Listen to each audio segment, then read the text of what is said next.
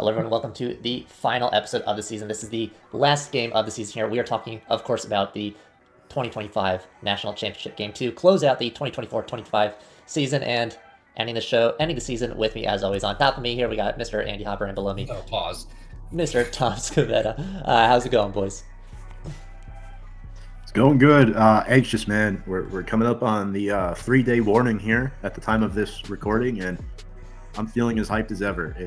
I'm just really honored and thankful to be one of the final two teams left, and I think every team that made this first, CFP in this format deserves a lot of respect and props. And the fact that our team has won 3 games in this format is just, I mean, man, I'm so grateful to be in this spot right now. Yeah, a lot more on the line, obviously, from you, like you were saying pre-show. A little bit of nerves, maybe. Me and Andy get to watch as neutral, so obviously our team's not making it to the final two. But that is okay. Andy, how are you doing this evening? Oh, I'm doing great. It's always a great evening when I can chop it up with you boys. Of course, we're getting down to the nitty gritty here, fellas. The end of the season. It sucks that we have a finite amount of football left, and it's never good when you get down to the very end of your football and the amount of football that you're able to watch. But the Notre Dame Penn State game was one of the best football games of the year. Ohio State Texas, not so much. But yeah, I'm really looking forward to this matchup. Yeah, not the one game wasn't super great, but two good games overall, and a lot of good games in the entire playoff itself. So we will jump into just a quick, not really a news segment, but we do want to talk about the way these teams got here, the way that the buys were given to teams that maybe didn't deserve it. I just want to know from you guys if we got the right teams here. So Andy, I'll start with you on this one. We watched them all season. We watched them through the playoffs. Do you think these are the two teams that should be fighting for the title here? Yeah, I think we got it right. I think this whole 12-team playoff, for as much criticism as it took in that first round when the games weren't necessarily so close, that happened in several games throughout the playoffs, not just in the first round. I think the way these two teams have performed, they absolutely deserve the right to play for the championship. And if it went by the old BCS rules, we would have seen Georgia and Oregon. I was one of those. I did, kind of stand on a soapbox a little bit and say, I think Oregon's kind of getting shafted here after getting a bye and having to play either Ohio State or Tennessee. But I mean, let's be real. To win the national championship, you got to beat the best to get there. So I mean, let's not pretend that the path was going to be easy. Whether or not whoever you play, you got to win 3 games regardless. So I think it just proves how good Ohio State is that they were able to knock off Oregon in the manner that they did. And then this run that Notre Dame has been on. Especially, I mean, Tom will speak to it. You look at how depleted these guys are at some positions, some injuries they have, coming into not only this game, but that they've been dealing with the entire playoff. And to still, let's not pretend that they've dominated every game, but, they took control of the Indiana game early and they didn't give it back. I thought they played Georgia just about as good as anybody's played Georgia in about that's not Alabama in about 3 years. And they just really proved they were the better team in that game. And then against Penn State, they just never quit. And I think that was epitomized by, Jordan Love. He's fucking playing on one leg, and he gave one rule for himself before the game. He wasn't going to hurdle anybody, but he broke his own rule. He hurdled somebody. It was for a 2 or 3 yard gain, but he turned a negative play into those, a couple yards. And then the fight to get into the end zone on that, 2 yard run where he seemingly was stopped short and he just kept the legs moving. So, I think that kind of epitomizes Notre Dame's whole run in this playoff and, throughout this whole year. You talk about losing to Northern Illinois and, thinking the sky is falling. Tom thought the world was over. The season was over. Riley Leonard sucks. Well, Riley Leonard got you guys to a national championship game. And I know, Tom, I know you don't think that now, but I'm just thinking back to how quickly things can change and how big Northern Illinois is probably rooting for Notre Dame in this game to say that they have a win over the national champion. So I think we got the two teams right, man. Ohio State, for as much flack as they took for that Michigan loss, which is wild because in any other year that Michigan loss would have ended their season, right? Or they still would have got a bowl game, but they wouldn't have been in this position. And they beat the shit out of Tennessee. They beat the shit out of Oregon. And really, I guess Texas did keep it closer than anybody, and they had that Jack Sawyer, interception or strip sack or whatever you want to call it, touchdown to go up 14 at the very end. But they have looked like the best team in this playoff. So yeah, I'll end my ramblings here. Yes, Brian. Tom, obviously you're a little bit more invested here on at least one of the sides. But do you think this is the matchup that we, I don't want to say deserve, but maybe the football gods should have laid upon us? Yeah, I do, and I'll take a little bit different approach from Andy here. Um, well, actually, to start off along the lines of what Andy was saying, Notre Dame and Ohio State are left out in the old format. You're probably getting Oregon and Georgia. Now, to differ a little bit here, both of these schools built their rosters the old-fashioned way, and it's very deceiving because there's two transfer quarterbacks starting for each school. They only mixed in a few high-impact transfer players, and here's what I mean by that. 5 of Ohio State's starters are transfers out of 22 guys. That's it. 17 guys are homegrown. 13 of their starters are 4th and 5th year players. So what does that tell you? They've developed their players well. Personnel is good. Only 4 of the Notre Dame starters that they played against Penn State were transfers. Big note there. So 18 of the 22 were homegrown talent. 9 starters who are either in their first or second year, which shows you that Notre Dame lost a lot of guys last year to graduation, and they came right back. These young guys are starting. You got Leonard Moore, who's a freshman starting at corner, and he's really good. But at the same time, you got a mix of young and old. You got 5 guys who are 5th or 6th year seniors, and I think that really speaks volumes to the the programs that have been built by Ohio State and Notre Dame. I think everyone deserves a lot of credit for it. And yeah, I think teams get to prove that they can win multiple playoff games by having more teams. You don't have to win just one playoff game to get to the national championship. So yes, I do think this is a great thing, and I do think we did get the right 2 teams. Nobody wanted to see a backup quarterback starting the national championship game. It makes sense. Yeah, Talk about Drew Aller like that. Just firing the shot. You saved me there. Yeah, that was good. That was real good.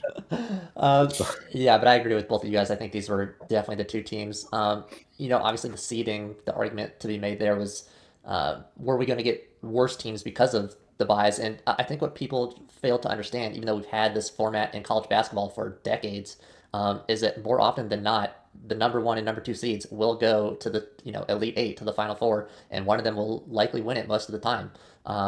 I think only once or twice in history, and both have actually been pretty recent, has a 1 seed gone down to a 16, and I think 2 versus 15 is still like less than 1.9% or something.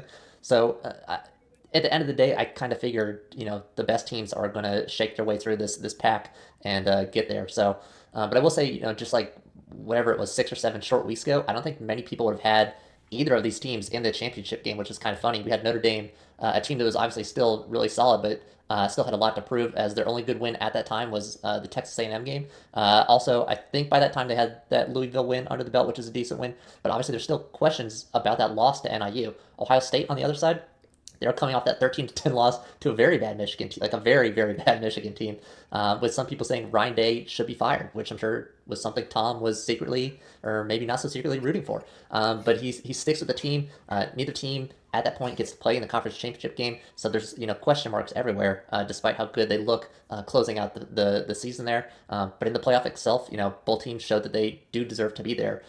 These are the 2 teams playing the best football in the country right now. So as far as the reality of it all, that's what you want in the final, and I think we definitely got that with Ohio State and Notre Dame here. And of course, speaking of those 2 teams, we will jump into our analysis and preview of the national championship game. It is Ohio State. It is Notre Dame. January 20th, 7:30 at Mercedes-Benz Stadium in Atlanta, Georgia. Number 7, Notre Dame. Number 5, Ohio State. Andy, I'll start with you. Tom's got the most on the line, so we'll let him close us out here. Give us your thoughts here on this matchup. Yeah, like we said, I think it's going to be a great game. 2 really, really good teams coming in. You have 2 transfer quarterbacks. Like Tom mentioned, that was a great point. While they are led by the transfer quarterbacks, a lot of core guys, a lot of guys that have been around these programs for a while, coming in and trying to win a national championship game. So, the big thing for me here is how is Notre Dame's secondary going to hold up against these talented wide receivers? We saw Texas was able to neutralize Jeremiah Smith in that game, but that meant Carnell Tate was open. That meant Emeka Egbuka was open. On the Notre Dame side of the ball, Riley Leonard in the last game, 18 rushes for 35 yards. He's averaging closer to 40, almost 50 a game. So I'll be curious to see, does he get that many attempts on the ground? Does he get loose for one? Because it felt like he wasn't necessarily able to do that against Penn State.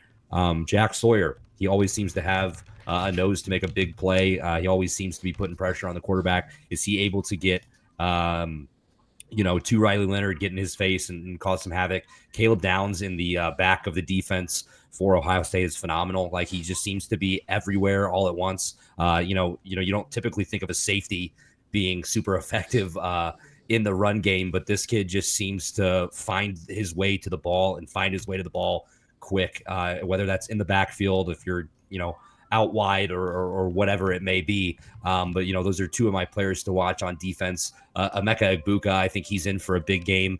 Possibly, I would assume his last game in an Ohio State uniform. He's going to want to try to go out with a bang. Jeremiah Love, how's the knee feel after this week off? I'm sure he'll tell you it feels great and he's ready to go. Do we see another hurdle? Does he have a rule that he's not supposed to hurdle in this game? And then for the Irish offensively, are they going to let Leonard push the ball downfield? I know that's not necessarily his game, but I felt like he did a really, really good job of finding Mitchell Evans in space in the semifinal game. I think he's a real security blanket for Riley Leonard, Tom. He just always seems to be open. He made a couple crucial catches on third down. And then, Jordan Faison. Tom, he's another guy you talked about that his regular season receiving numbers may not jump out at you, but he's made a couple really, really big plays in this college football playoff.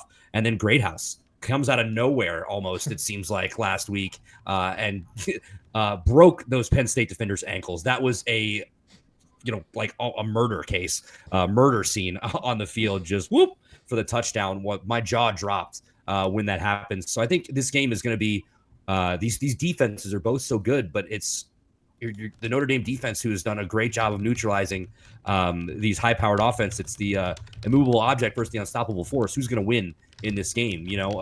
Ohio State started out really slow last week against that really good Texas defense. I know Will Howard had that big bulge on his hand that might have been affecting him a little bit. And then what do the running backs look like for Ohio State? I haven't even mentioned Quinshon Judkins and Travion Henderson. How is that Notre Dame front, specifically the interior lineman, a guy, Gabe Rubio, that you've brought up, Tom? He had 4 tackles in their last game against Penn State. I think he's going to have to be, right in there, put his nose, go through that A gap and stop the run. As he's going to be a big piece. And then in that back end, Xavier Watts at safety is just such a calming presence for the defense. Always seems to be around the ball, always seems to be making big plays. And then Rod Hurd, I think he's going to have to step up. I know we were talking about your guy. What is it? Christian Gray? Is that his name, Tom? Your favorite defensive back for the Irish? He had 2 picks called back last week out of all the defensive backs. Of course, it was him. So hopefully he can get one without a bogus pass interference being called. But man, this is shaping up to be a really, really fun game. I'm rooting for the Irish here. I'm on Tom's side 100%. I think you have the better coach in the game. Marcus Freeman only in his 3rd year. Fuck James Franklin, by the way. How old are you? Oh, I wish I had that head of hair. Shut the fuck up and worry about the game, big game James. Fucking 1-16 against top 5 opponents. You can't win. You suck. But yeah, Marcus Freeman handled it with class, unlike I just did. You could tell he was getting really annoyed in that press conference, but he's just really smart despite being only 36, 37 years old. Not to say that you can't be intelligent if you're that age, but you get what I'm saying.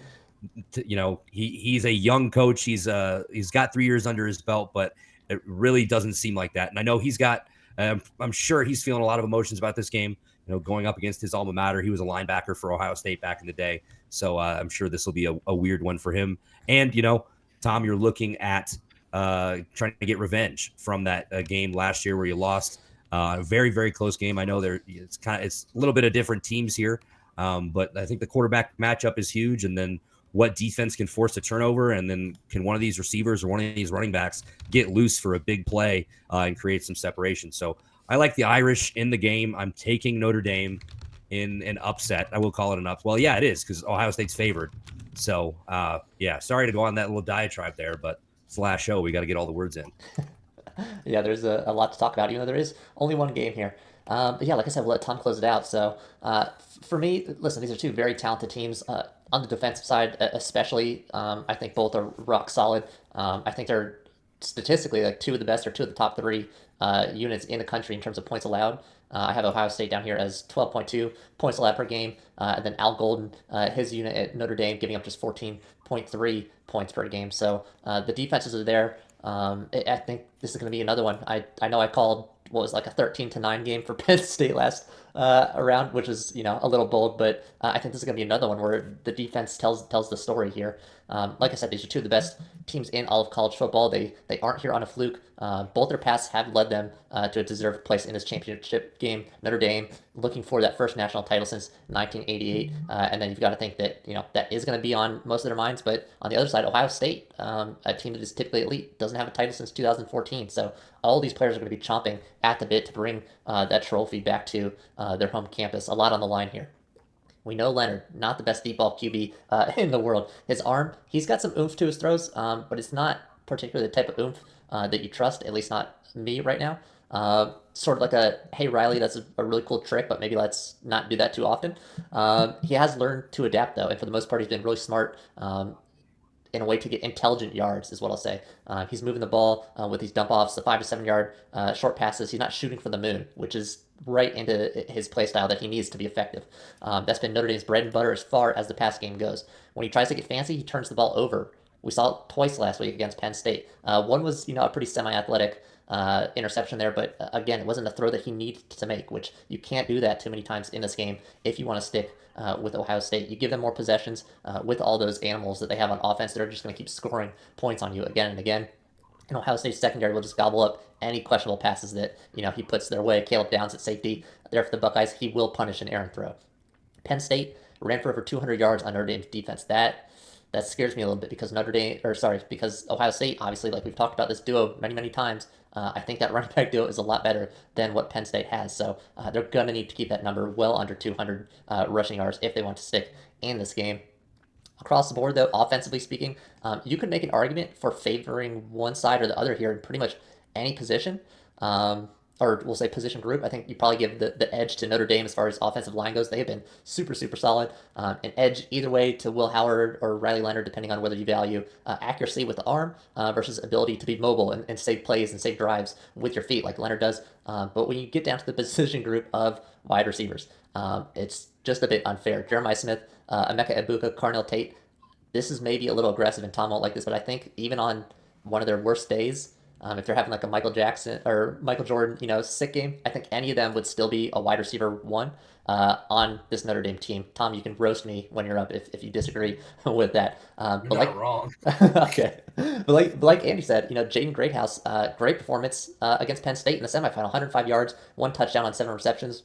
That's going to boost his confidence, the confidence of that Notre Dame offense. But my question is, that's only his second touchdown of the season, and it was his first game going over 75 yards. So is that a rising to the occasion type of thing, or was that a one-off fluke game performance from him? And that's something that, it's a question I'm going to be asking about a lot of this Notre Dame receiving core here is, are they going to show up and produce some yards to be able to spread the ball, open up that playbook? Jordan Faison, 350 yards all season, just 1 touchdown. He's only gone over 60 receiving yards 1 time. Mitchell Evans at tight end, similar story. He does lead the team with 39 catches this season for 369 yards and 3 touchdowns. But if you told someone that a national championship competing team, their leading receiver is a tight end with only 370 yards, you got to question where the points are going to come from. Again, we know about the running game, but in a championship game like this, against such a good team, you really need to be able to spread the ball all around the field. So the issue becomes, how do you keep your offense on the field, produce that playbook that's vast enough to keep this Ohio State defense guessing all game long. They know Riley Leonard's going to run. They already know that. They know Jeremiah Love and Jadarian Price are going to get fed the rock 10 to 15 times each. So how do they try to decide where they get that offensive breakthrough, which I think is going to be super important. Andy touched on the injuries. Starting left tackle before the season, Charles Jacksaw, he goes down. Vivkar Traore, he's hurt. Jordan Botello, Ashton Craig, I think they both went down in the Purdue game. You guys lose Benjamin Morrison, who's maybe the best cornerback in the entire nation. Draft boards seem to think so. Riley Mills out for the last 2 games, and then Anthony Knapp, who was Jagsaw's replacement, goes down in the Penn State game. And then thank God Jagsaw is healthy enough to get back in and replace him. But it's those injuries are questionable, and especially when you go up against this Ohio State team who's been so lucky health wise to have. I think their O line was hurt a little bit. But for the most part, they've got the edge there, and that's just super unfortunate for Notre Dame to be beaten and battered like that. But yeah, Texas, like Andy said again, right on point, was able to take Jeremiah Smith out of the game, but at what cost? If you're watching, all the focus was on Jeremiah Smith, and that opened up other avenues. The screen pass to Travion Henderson that went to the house, I think it was like 83 yards. That was opened up as a result of all that focus on Smith. So yes, the Buckeyes might have one of their stars just completely become invisible in this game against Notre Dame, on the stat line at least. But it still serves a purpose for the rest of their offense because there's just weapons absolutely everywhere. 919 yards, 6 passing touchdowns for Will Howard against really, really good teams this college football playoff. I only just came around on him, I think, last show. So, egg on my face, but, he put up another really good performance, and it's at the point where I do trust him with that ball. So that is going to be scary for Notre Dame's secondary. Texas was a team that was finally able to break through Ohio State's solid O-line. They did get 2 sacks on Howard, which, overall, good, I guess, but as a unit, Ohio State's offense still, that line, that QB play, still looked calm, cool, and collected all game long. Obviously, Riley Mills, who had 7.5 sacks for the Irish, hasn't played the last 2 games, so they're going to be hurting there. Donovan Hinish, only 1 sack in the last 4 games. Howard Cross the third, 0 sacks in the last 5 games. So the pressure from that trio, it's just not there right now. I say that trio, assuming Mills can get into the game. They need to turn it up to 11 because it's a big, big advantage here for Ohio State if they cannot get pressure on the QB, on Will Howard. Travion Henderson, he's been an exceptional throughout this year's CFP as well. He's rushed for 216 yards, 4 touchdowns, and caught 8 passes for 149 yards and a touchdown in these 3 college football playoff games. So again, he was another one of those players that was kind of disappearing towards the end of the season there, but he has shown up in the playoffs. I'm super excited to see what he can do because he's one of my favorite running backs. I think I called him 2 years in a row to win the Heisman. Maybe a little bit aggressive there, but yeah, he's super solid running back. And then closing it out here, Ohio State's defense was getting their hands up very effectively against Ewers. That scares me because I think he's a much better QB than Leonard with his arm, at least.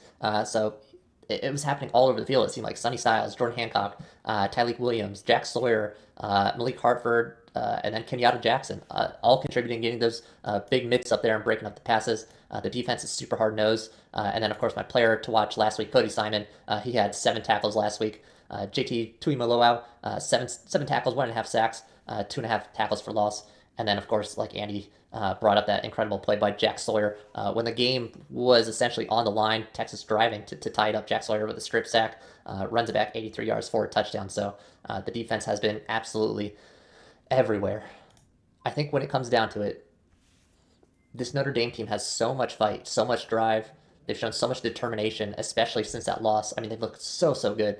I think that makes it a truly, truly close game. I mean, you look at that Jeremiah Love touchdown run against Penn State. He got contact at the 4-yard line, then gets stood up again at the 2-yard line, and with pure power and grit, ends up powering through 3 Nittany Lions defenders to get that go-ahead TD early in the 4th quarter. So this is one of the most determined teams I think I've ever watched, at least in the past decade that I can remember. But everything about this matchup just points to a constant uphill battle for the Irish here.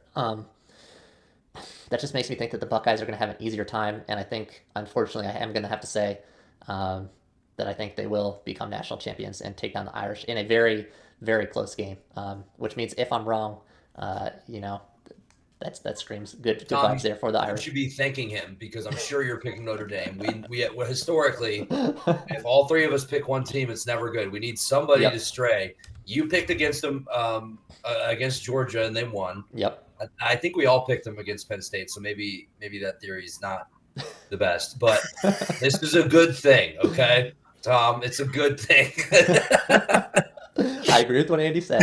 So on that note, Tom, run us through your preview and analysis here for your boys, the Notre Dame Fighting Irish, taking on Ohio State Buckeyes in the national championship game.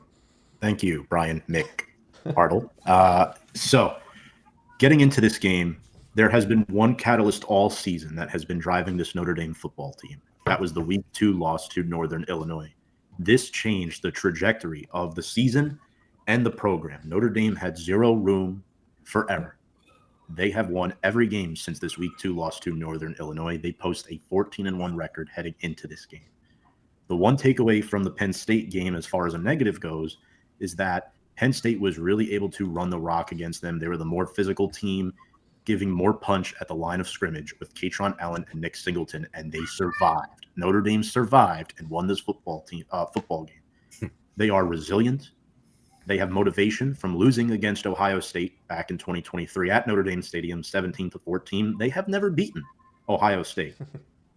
They have not won a national championship since 1988.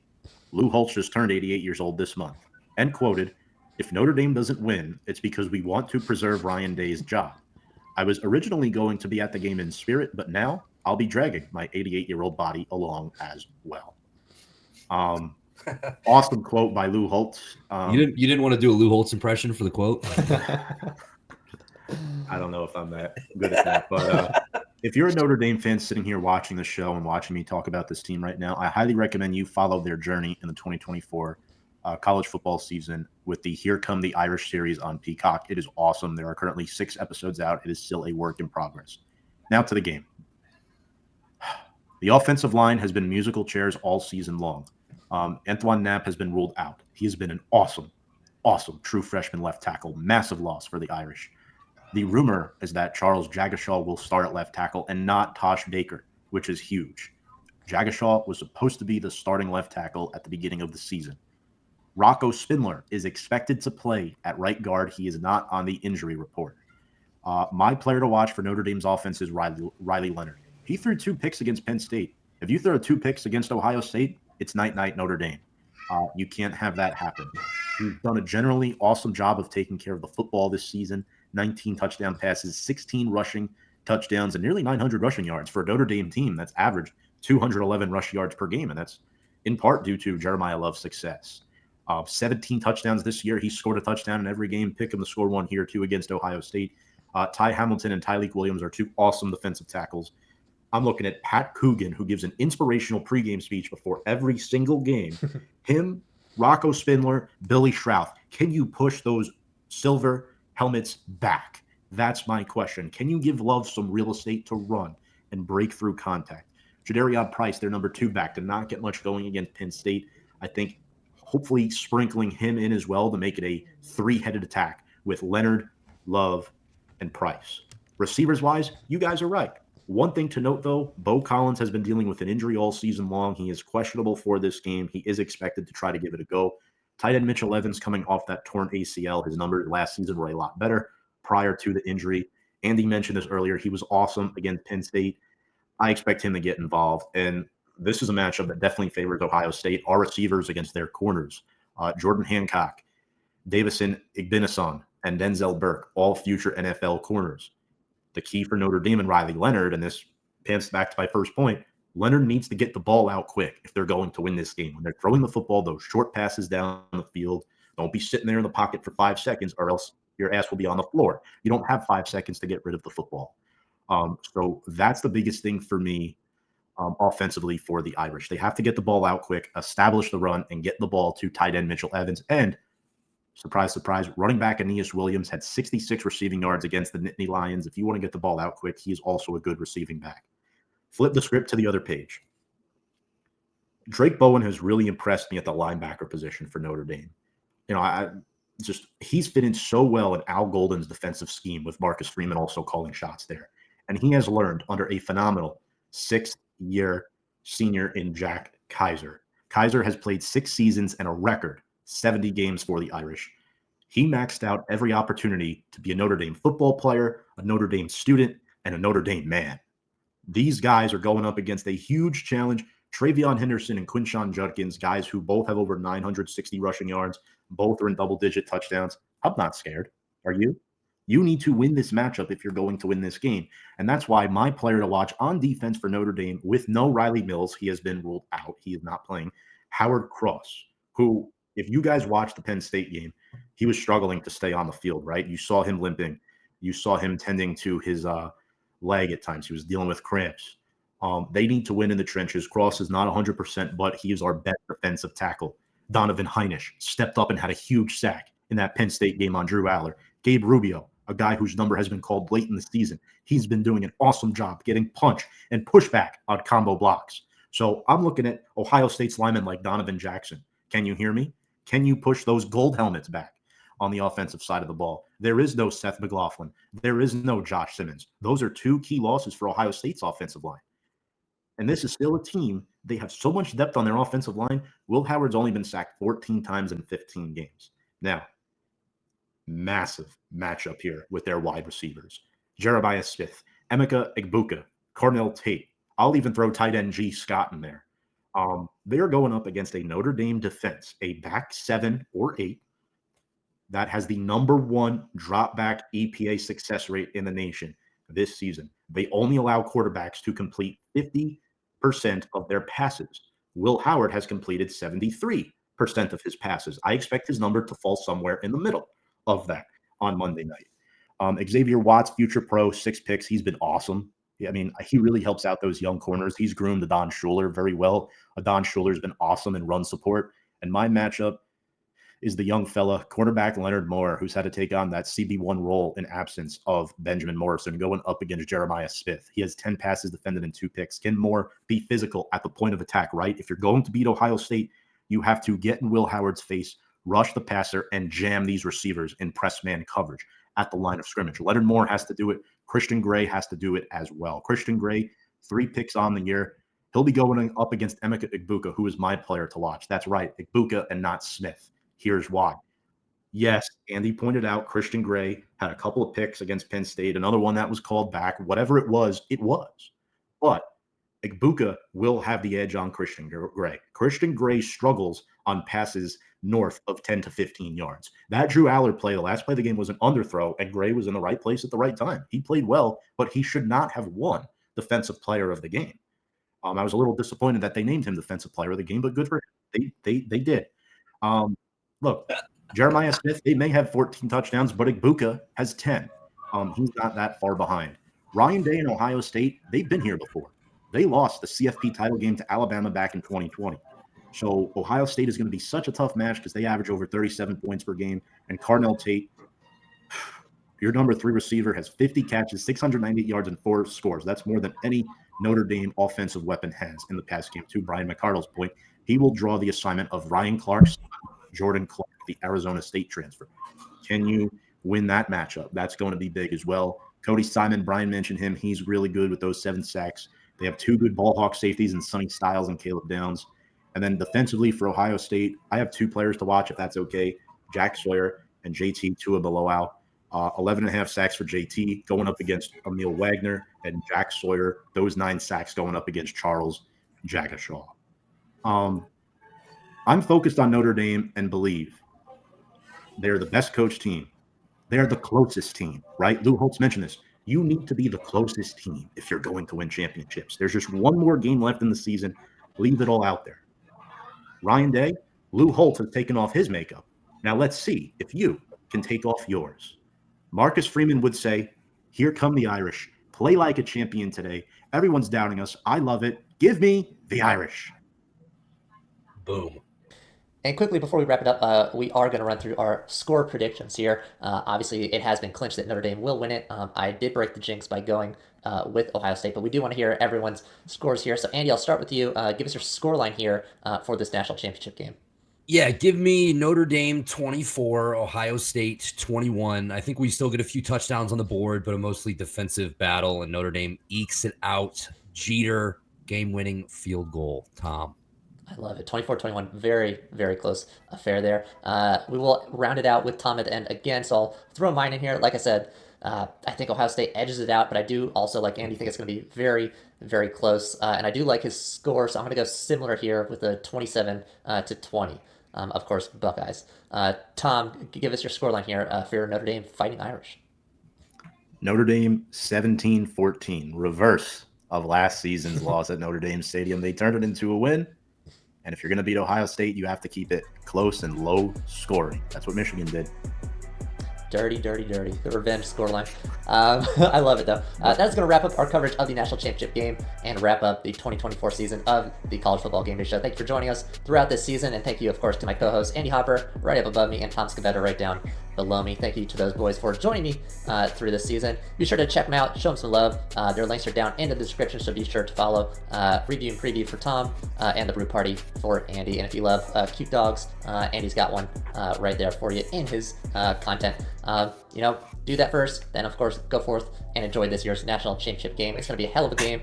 This has been the College Football Game Day Show. Oh my God, I see what you did there. That's not a good omen, Tom. He's throwing it in our face, Tom.